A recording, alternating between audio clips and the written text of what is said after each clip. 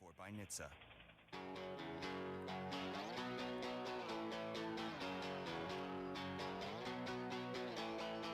I think it's our turn again. It's In Wheel Time, America's most popular car talk show, probably not by Mercedes-Benz standards, but we are all things automotive. Time now for the car calendar, the race card, and the event calendar. We're going to roll it all into one. Well, tonight, Randy's going to have Nifty 50s up at the Randall's. He is? Yes, Nifty 50s is For going sure. Yes, absolutely. Well, he's going on it every other weekend, so I went on his website and checked, and I put a link on our Facebook page as well. There's got to be a lot of social distancing there. Well, there's actually a pattern of how they want you to park every other car, and then on the row behind you, every other car. So be sure and bring your mask. 10 feet apart. You have to have a mask as well, and if you don't have one, they'll have one there for you. Tonight, and that starts, it's tonight between 5 and 9 up off Grogan's Mill Mall, up off Grogan's Mill in the Woodlands. 6 p.m. tonight's the Kima Car Meet and Show, and that's kind of a standard every weekend. That hasn't been canceled? Nope. I checked them as well, so people are still having car events. Coffee and Cars at WPC in Texas City is 8 a.m. tomorrow. And 2 p.m. tomorrow, COVID Classic Community Car Cruise out of Pasadena. Everybody's coming up with creative names for all of this. Wait a minute. Could you run that by one more time a little slower? The COVID Classic Community Car Cruise in Pasadena. All right. So there's going to be a meetup spot, and they're just going to go on a drive. And the drive is going to be south to Galveston. All right. And then Sunday night's going to be Freddy's at 1960 in Eldridge. Wednesday is Freddy's on Fry Road in Katy, and then Fridays at Freddy's at Spring at Kirkendall in 2920. On July 25th is the Galveston Cherry Hill Cruise. They're going to meet up in Katy at the Buc-ee's at 4 p.m., roll out at 5, connect with the Southern Group at 6 p.m., at the Buc-ee's in Texas City, and then they're going to roll on down into Galveston, take pictures on Cherry Hill, and head out. But again, this is all about giving some space and distance amongst people. Troy's going to have another Twin Peaks meet in the Woodlands, and that's Sunday, July 26th. The Klein High School Band Car Show is October 10th. And then on October 25th, the Northside Mustang Car Club is going to have an open car show at the Conroe Outlets. So we've done shows at the Conroe Outlets in the past.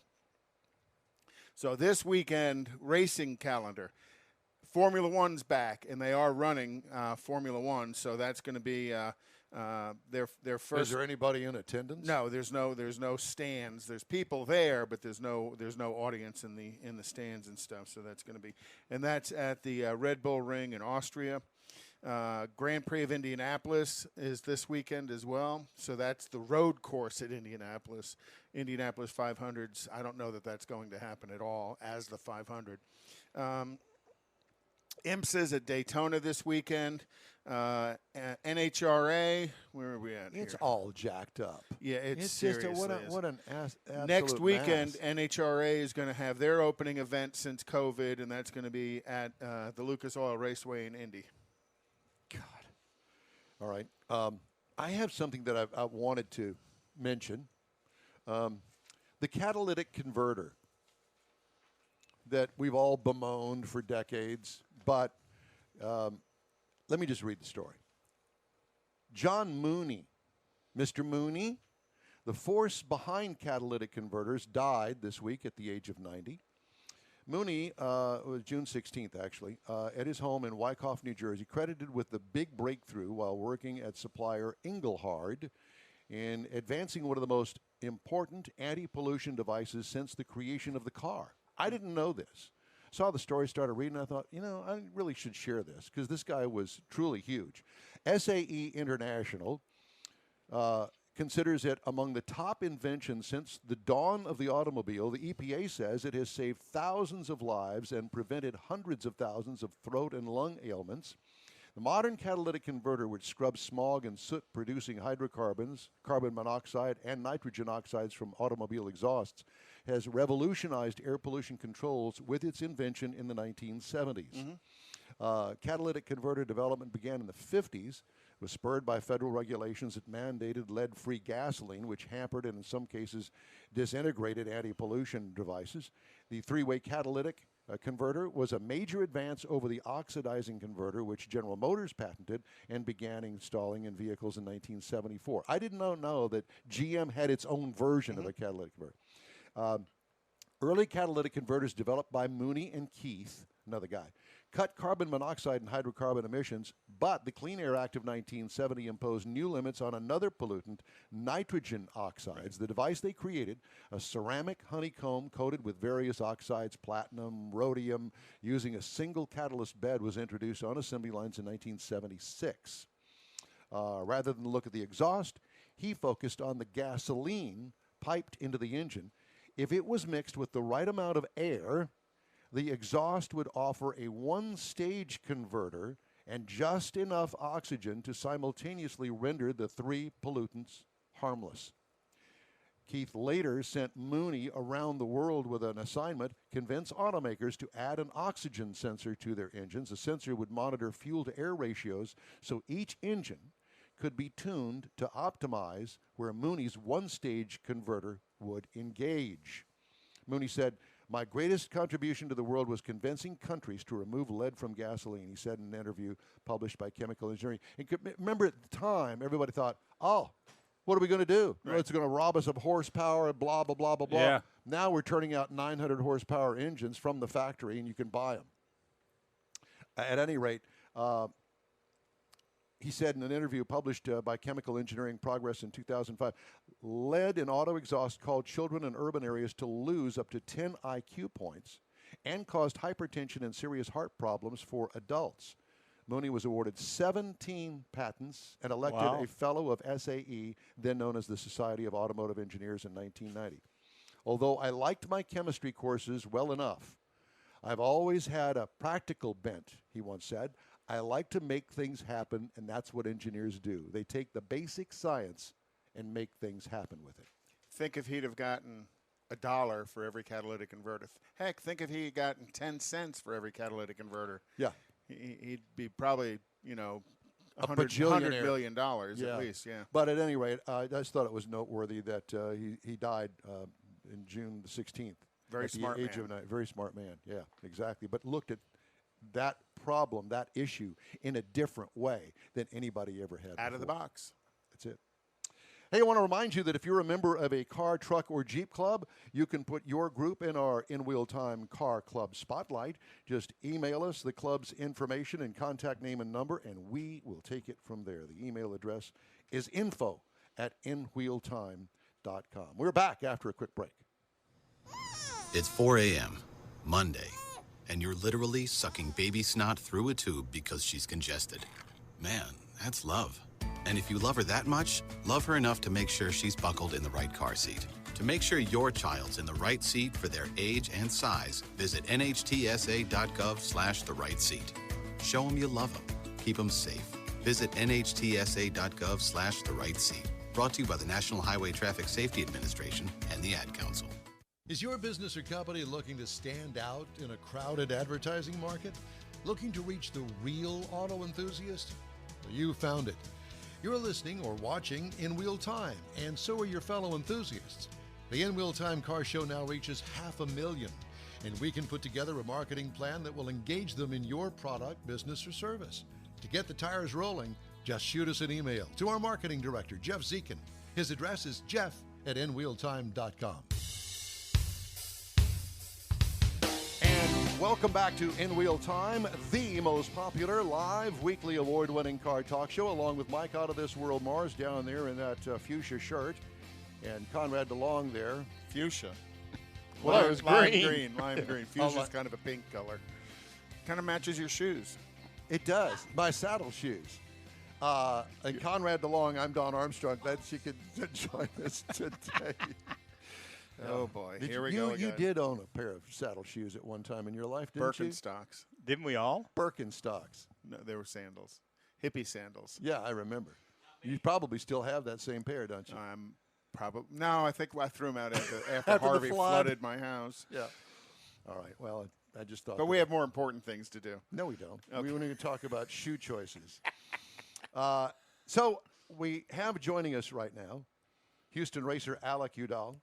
And Alec, it's great to see you. How you doing? What are you sitting in? Now, I want that off. Is that an office chair? No, not quite. I'm doing well. Thanks for having me on today, guys. Yeah. I figured I'd take the call from my racing sim that I use for practice in Simulator. between, Check this out. Yeah. He's in the It's pretty simulator. cool. Yeah, I'm in this. We're all in a simulation, right? Well, It's the Matrix, right? and this Yeah, this show doesn't even exist. This is all just a figment of your imagination.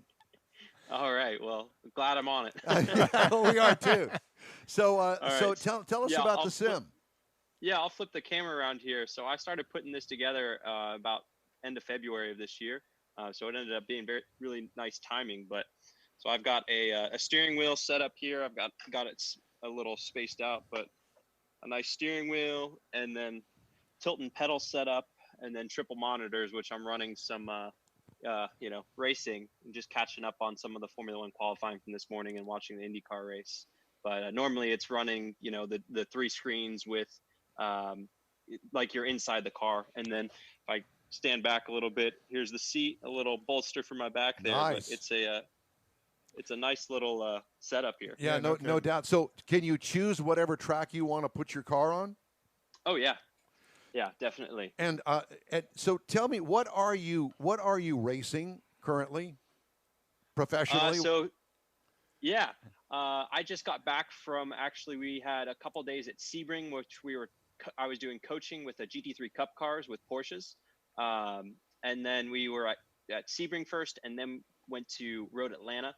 And so next week we'll go to Mid-Ohio doing some more testing, and then I will be racing again in the GT4 series this year and doing a little bit in IMSA. And what kind of car is the GT4 series? It will. There are all kinds of cars. Last year I raced a BMW. This year, most likely, I'll be in a Mercedes. Oh, nice. The AMG. Yeah. The AMG So GT? Yeah. Oh, upscale, boy. I'll tell you, I wish I could afford to ride in one of those. Yeah, I'm looking forward to it. It's a great car. We did a little bit of testing at VIR a few weeks ago. So what a beautiful track VIR is, though. So I want to get into you. How did you get into racing? Did you start with something like go-karts, or how did all that happen? Yeah, definitely. So I started racing go-karts. There used to be down at the Houston dog track, the dog park. There used to be a cone parking lot kart track that was set up, and so that's where I started. That was like the first time I drove something. I was about 5 years old. 5, okay. Yeah, I was about 5 years old and driving a Comer engine. It's like a pull start lawnmower engine, basically, that went about 35 mile an hour or so. So wasn't too fast, but for a 5-year-old it was definitely. Yeah, I was gonna say. It was lots of fun. And so from there, what age were you, and what did you move up into? Yeah, I raced a bunch of karts for about 10 years before I got into cars. I won a couple of national championships in go-karts. And then the first car that I jumped into at 14 was a Spec Miata. Well, and that's a great training ground for anybody, and it's easy and it's affordable. And most people, I don't think, realize that Spec Miata series is so big. Yeah. It's huge. It's affordable, and it is extremely competitive because you really can't really do much with the engine at all. Totally, and like you said, it's affordable, and the barrier to entry is really low. So you end up with a lot of people to compete with, and you can go anywhere in the country, and there's really good drivers driving in a Spec Miata. But it also gives you great skill sets because you understand the momentum. You understand how not to lose your direction because you're over braking or doing something silly that slows you down, that as you increase in power and performance, all of that translates to a BMW GT or an AMG GT, excuse me. Yeah, exactly. And so with that, I like to tell everyone when I'm coaching, every car is a momentum car. And that's where you learn it. That's where I learned it exactly, is from that Spec Miata that would maybe do 120 mile an hour downhill with a tailwind and 3 other cars pushing it. if you had a half-mile head start. Yeah, exactly. Yeah. So how did you make the transition to professional driver from the Spec Miatas thing? Yeah, it just kind of happened. I knew a race team, or I knew co-owner of a race team from karting. And I was at a national karting event in Las Vegas, the SCUSA Super Nationals. And it's an international event. I mean, people come from all over the world. And so it's really, really competitive. And I met up with a guy who was from Texas as well. And they had a Camaro race team. It had a Riley built that was in 2011. And that car was a lot of fun. And we wanted to go IMSA racing. I wasn't quite old enough. So we went into Pirelli World Challenge at the time. And the jump just was kind of made. They went out, came down to MSR Houston. We tested. I was nice, clean in the car, was quick as well. And we went to St. Pete, and that from there, it just kind of started my whole career in professional motorsports. Well, do you find that there are a lot of owners of cars that are really more into the car, and they got to go out and find a professional driver? Is that still the case today? Yeah, I'd say you definitely see team owners like that still. I think that it's kind of transitioned a little bit in sports car racing to where you have now it's professional and amateurs at the same time. And so most of the racing that I've been doing is pro-am. And so you've got a guy that really enjoys the car and loves driving it. And then you've got a professional that kind of comes in and is able to coach the guy in the car and make sure that they're understanding how to handle, these awesome machines that we get to drive. So, it's kind of the gold silver scenario Exactly. that you see in some series is how they phrase it. Yeah. So you had mentioned earlier Totally. that you had been doing some coaching here recently. Yes. How does that work? Yeah, and it's the cars have very sophisticated data acquisition systems. And so I'm looking at when we go out to, say we were at Road Atlanta yesterday, I'll go out in the morning and set kind of like a datum lap. And it's like, okay, this is about, what you can get out of the car. And the person that I'm coaching will go out and work on his lap time. And then we'll come in and overlay our data basically, and be able to compare like, okay, what I mainly look at is minimum speeds, throttle percentage, gear, brake pressure, as well as steering wheel angle. And then we also have video systems where we can put our videos side by side. And wow. in that we can get very detailed and look at positioning in the car, turn-in points, brake points, and kind of we'll go out and pick 2 to 3 things per session to work on and just keep whittling away at the track. So do you personally sit over in the passenger seat while the person you're coaching? No? Where are you physically? Physically, I'll be out at different turns in the track with a radio because there's a lot you can see from the outside of the car. Yes. And all the cars that I coach are strictly track cars. And so they don't have passenger seats. They've got a weight box in the passenger seat because they're built for like driving in a racing series. Right. So like with the GT3 Cup cars, the team that I coach with, Kelly Moss, races in IMSA with the GT3 Cup series. And so that's what we're going out. And all these guys are really, they're good drivers, and they need those extra second or two to get to, very competitive. So how many laps do you typically go before you pull the data and sit down and go over the data? How many laps does the driver typically go? Yeah, it depends definitely on the what we're setting out to do. So if it's a track that the driver hasn't been to before, we'll do shorter 5 to 10 lap sessions. But if we're working on kind of race pace and looking to see, okay, let's go out and be consistent across the run, then it'll be, we might do a race simulation, and the races in those series are 45 minutes long. So they could be 20 to 30 laps. Are you typically out there with other cars on the racetrack with you at that same time? Yeah, it depends. So our test yesterday was a private test. So we had 4 cars, but then in Sebring we had about 20. So it just depends on the event and the type of day that's set up. There are days, it's the one that we were at with Sebring, David Murray, who's a successful sports car racer, is started these track day events where it's David Murray days. And so he'll go rent the track out and then sell out a certain amount of spots. So the track isn't too crowded, but it kind of makes the cost a little more appealing. So how do some of the I'll say more experienced drivers deal with such a young man coaching them? I'm trying to figure out how to say that nicely. Everybody's very accepting of it, or does anybody kind of shake their head? I would want to have him teach me as opposed to Mars or you. Oh no, absolutely, because and if he's setting his lap time digitally, and then you can overlay them. That's the beauty of what they're doing. I don't know how old you are. What are you, in your early 20s? Yeah, yes. I just turned 24 in November. See, so I want that guy. I want him to teach me. I don't want some old man that's been out there all grumpy and doesn't have it anymore. We've developed all our bad habits over the last number of years, and he's still developing his bad habits. So, you want to learn from him. He's watching us what not to do. Yeah, exactly. Well, so did you graduate Clemson already? Yes, I did in 2018. Congratulations. Yes, what was your degree in? Thank you. Mechanical engineering.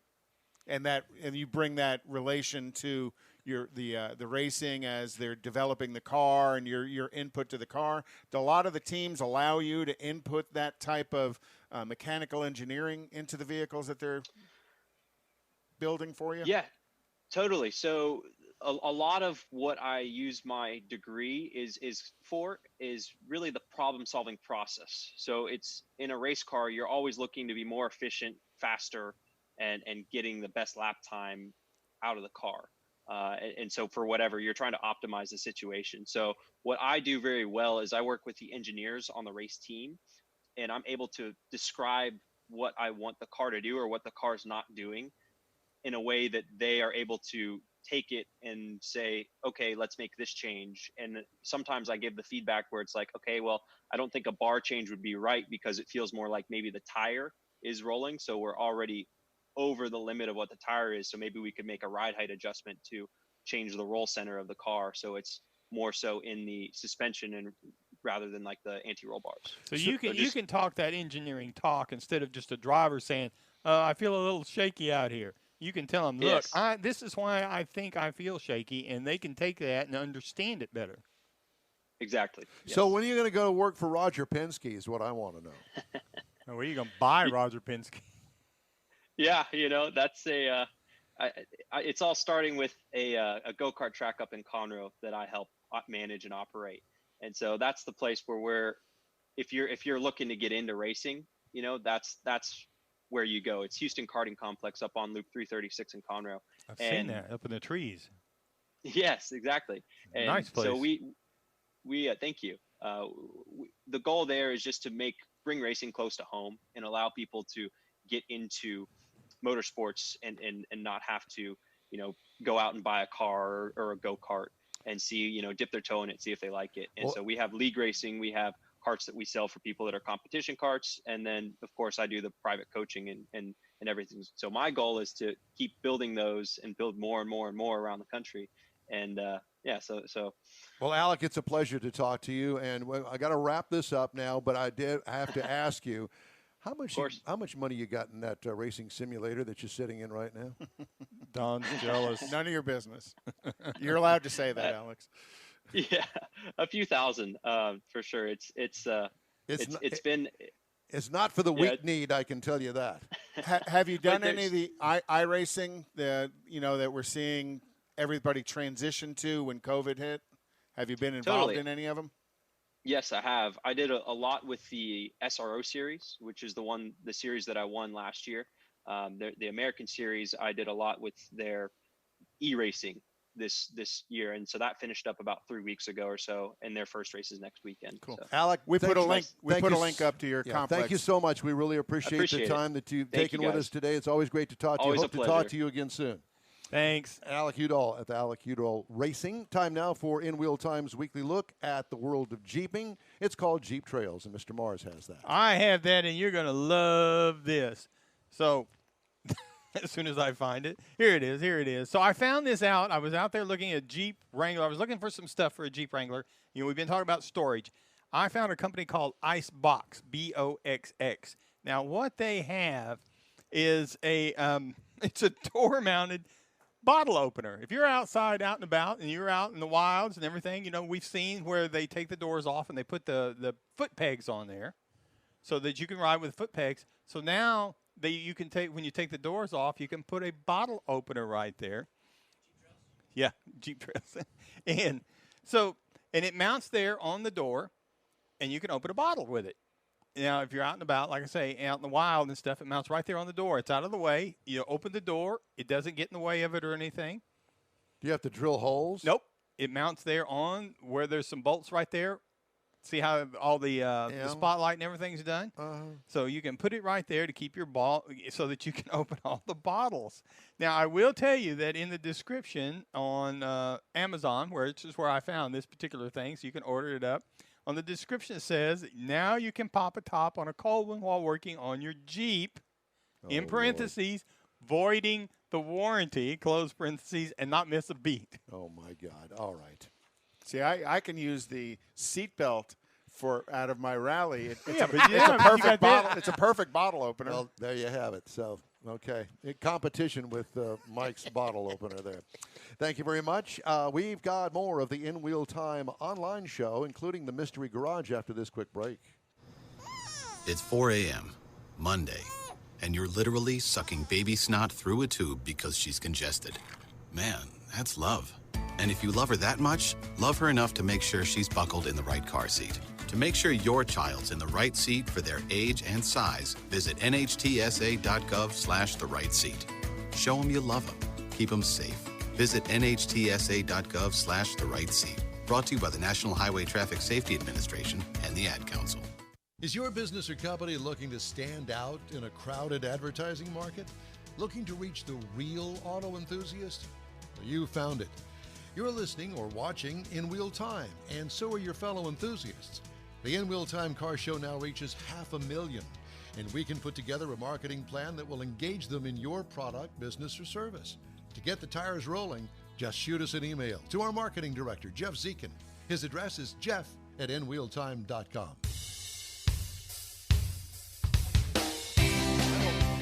I don't know why this is playing this, but you know, why not? It's the In Wheel Time show. Thank you very much for joining us today. Time now to look inside the Mystery Garage, and you wonder what the Mystery Garage is, and that would be back here. That right back there, that's the Mystery Garage. So today, let me show you what we have in the Mystery Garage, if you don't mind. I thought that this would be an interesting garage to look at, because I wanted to point out. That's a neat garage. I'm telling you. How simple this garage is. It's not complicated at all. So some of the things that you may consider doing, maybe at the next time you've got some time on your hands, maybe today, maybe tomorrow you could start on it. You got to clean out the garage, and the easy way to do it without actually going outside the garage, you take all of that lump that you currently have in the garage, and you do paint the ceiling first, and you paint the ceiling the whitest white that you can paint it. So it reflects the light. Correct. The next thing that you do is you take that big lump, move it to the center of the garage. Paint the walls. And white. paint the walls. You don't have to paint them white. You can paint them an off-white, paint them a light gray or a light blue, or whatever turns you on. I'd make it a different color just to give it some character. But something light. And then start working on shelving. Now, this shelving here is extremely simple, as you can tell.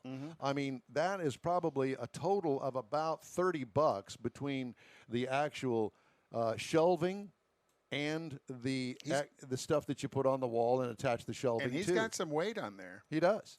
But it doesn't take a whole lot. You find the studs in the walls and you nail up the hangers, okay?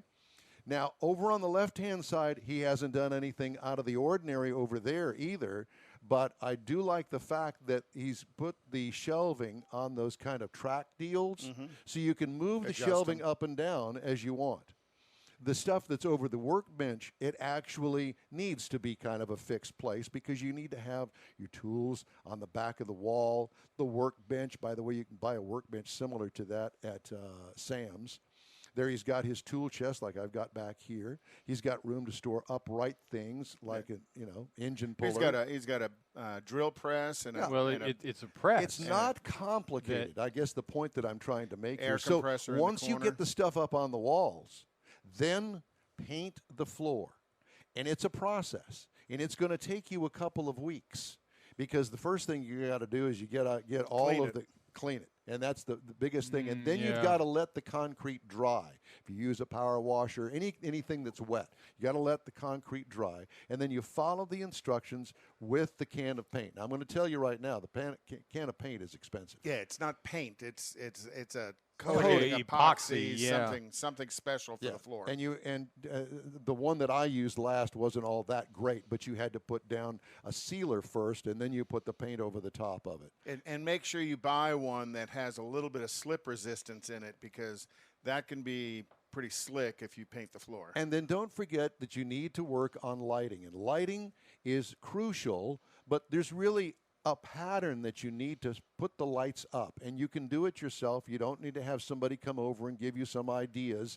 But remember, you need to have a light that when you open the hood of the car, wherever the engine is, it's lighting under there for you. It's lighting under there, so it's got to be kind of over where the bumper would be at the point where the car is. And then the center lights, you need to have them on the either side of the cars. So if you have a two-car garage, you have to have a minimum of at least 3 lights across there, where the places that you would walk, because that's and really, in essence, that's really all it takes. It's not. It's just time-consuming, but you can make your car garage look just like that. And you want the white light of a fluorescent or an LED, absolutely, not the yellow light that you get with a bulb. That's correct. No more bulbs. Bulbs are a thing of the past, and we don't want to jack with those ever again the rest of our lives. But I bet you his hot water heater isn't leaking. No. I'll bet it's not, and you notice that he's got that extra insulation on it as well. Makes it look like a baked potato. So some of the headlines making automotive news stories this week, coming up next on the In Wheel Time program. GTG, BRB, OMW, be there in a few. You may think that these kinds of texts are fine because of their length, and you can easily send them at a stoplight. But no, answering one text can take your attention away from the road for 5 seconds. And traveling at 55 miles an hour, that's enough time to travel the length of a football field. Make good decisions, don't text and drive. Visit StopTextStopWrecks.org, a message brought to you by the National Highway Traffic Safety Administration, Project Yellow Light, Noise, and the Ad Council. Texas Truck Works is your go-to truck customizer. From mild-to-wild lift kits, custom wheels, and steering and handling enhancements to the best personal and commercial wraps, Texas Truck Works delivers. Let Texas Truck Works founder Scott Stevens help you get the most out of your truck or Jeep. Texas Truck Works has decades of customizing experience, including power adders and complete engine swaps. Let the Texas Truck Works team design an upgrade plan that fits your budget. Get truck attitude today at TexasTruckWorks.com. Welcome back. It's the In Wheel Time show on this 4th of July. Thanks so much for joining us. We're just about out of time, but before we leave you, I want to give you some of the stories making auto news headlines this week. No surprise here, but I guess the surprising part to me about car sales is most of the manufacturers are now just doing only quarterly reports as opposed to the monthly things. Right.